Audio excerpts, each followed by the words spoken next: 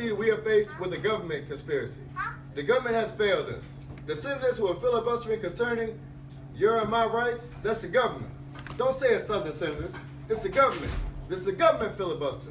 It's not a segregationist filibuster. This is the government filibuster.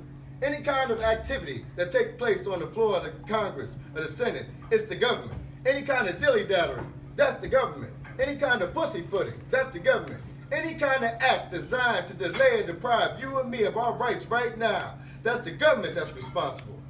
And any time you find the government involved in a conspiracy to violate the citizenship or the civil rights of the people, and then you are wasting your time going to that government expecting redress, instead you have to take that government to the world court and accuse it of genocide and all other types of crimes it's guilty of today.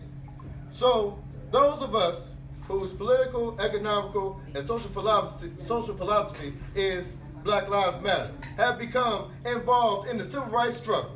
We have injected ourselves into the civil rights struggle, and we intend to expand it from the level of civil rights to the level of human rights. Just as long as you're fighting on the level of civil rights, you're under Uncle Sam's jurisdiction.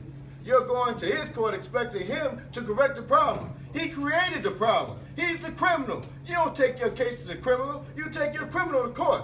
The government of South Africa began to trample upon the human rights of the people of South Africa. They were taken to the UN. When the government of Portugal began to trample upon the rights of our brothers and sisters in Angola, it was taken before the UN. Why? Even the white man took the Hungarian question to the UN, and just last week, Chief Justice Goldberg was crying over 3 million Jews in Russia about their human rights, charging Russia with violating the UN Charter because of the mistreatment of human rights of the Jews in Russia. Now you tell me, how can the plight of everybody on this earth reach the halls of the UN, and you have 22 million Afro-Americans whose churches are being bombed, whose women and men are being murdered, whose leaders are being shot down in broad daylight? Now you tell me why the leaders of this struggle haven't never taken that to the UN. So our next move is to take the entire civil rights struggle problem to the United Nations. And shortly after this, Malcolm X was killed.